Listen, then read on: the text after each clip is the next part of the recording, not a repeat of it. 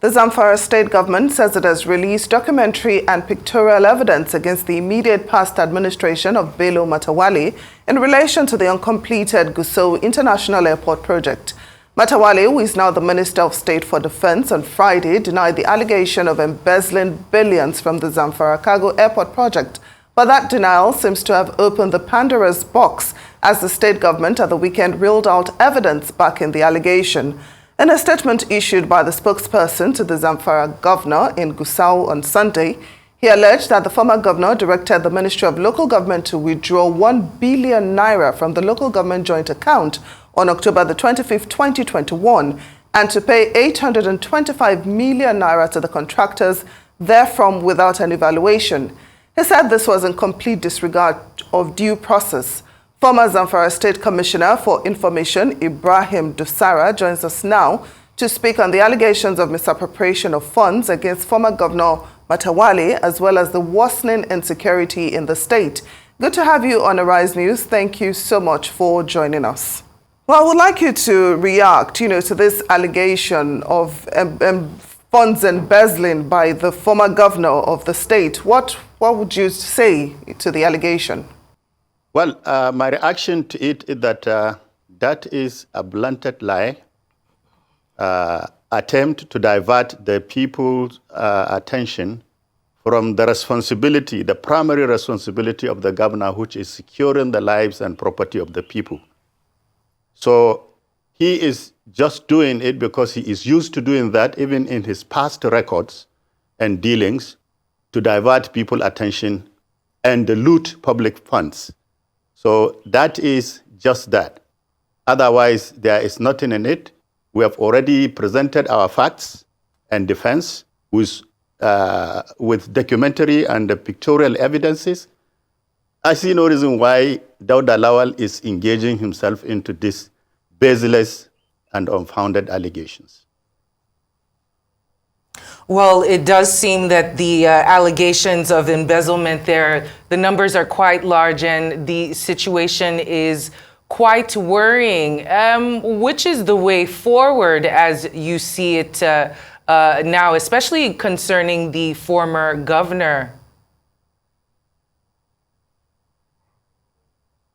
Well, the only thing I'm saying is that His Excellency, the former governor, Bello Matawalle, has done his best for the people of Zamfara state and left, and he is now undertaking another national assignment, which is aimed at providing security of lives and property across Nigeria. So Dawda Lawal should concentrate on his primary responsibility, especially considering his slogan, deceitful slogan, which he said he came to rescue Zamfara state. How could you rescue Zamfara state by traveling or engaging into foreign trips, engaging into private businesses, abandoning the state in the hands of private consultants to administer the government, which also led to the massive abduction or mass abduction and killing of innocent people of Zamfara state. Everybody knows when Governor Matawalle left Zamfara state, he left it better than the way he met it in 2019. And everybody could recall when Governor Matawalle came in power, within 100 days of his administration, he was able to tackle the insecurity he inherited in Zamfara state, which led the state to spend over 9 months without any security incident. I see no reason why Dawda Lawal should not do the same, concentrate on bringing security, ensuring peaceful coexistence in the state, but rather engage in vendetta, fault-finding, and also trying to massively enrich himself through his devious characters. Well, talking about rescuing Zamfara state, what would you say is responsible for the worsening spate of insecurity in the state, and how can it be curbed based on the experience that you've alluded to? Yes, how can Zamfara be secured with a governor that is not responsive to the yearnings and the aspirations of the people? How could traveling or flying over governor in the state could tackle the escalating insecurity? And how could insecurity cannot be escalated in the state when the governor handed over the affairs of governance in the hands of contractors, consultants, who have no knowledge of the political terrain and even the culture of the people? How? Therefore, the escalating security situation in the state can purely be rest upon his careless attitude, his intention of amassing wealth for himself, rather than paying attention to dealing with the situation decisively, providing security to people of the state, living them. Students are not at rest, farmers are not at rest, women and children are not at rest, as they are now in various IDP camps because of the horrific situation the government of Dawda Lawal has exposed them to. Therefore, he should sit up. Otherwise, the elder statesmen of Zamfara State should come together to face Dawda Lawal head-on to ensure that he administers the state to provide adequate security so that the hitherto non-economic viability of Zamfara State is restored back. The former or late military head of state, Sani Abacha, created Zamfara State on certain principles, objectives. And those objectives should be realized. And how do we do that? Dawda should concentrate on ensuring that he do the right thing so that Zamfara State will live in peace. Farmers will go back to the farm to cultivate their lands. Employment will be provided. And everybody will visit Zamfara State with rest of mind, conduct his business, and bring prosperity to the state. Well, just to play devil's advocate, there is I know that each administration is a crossover from the last. Nothing can be seen in isolation. The sins of the father, so to speak, carry on to the child. And in this case it moves from government administration from one to another. So the current administration, even though there is a situation where Zamfara State is asking to declare a state of emergency, it cannot be isolated from all the issues that went on in your previous administration. And there is a very clear link between monetary issues and insecurity in a lot of the states. So if there's rumors or allegations about grand misappropriation of money, and then there is huge insecurity in the state as well, thinking minds would see the correlation and begin to question more as to what is going on there. They can't be seen in isolation. But with this state of emergency that is being asked to be declared in Zamfara State by certain groups, what do you have to say about that? You see, there is nothing like state of emergency if the governor stands on his feet to do the right thing. Let's take a look at Katsina State.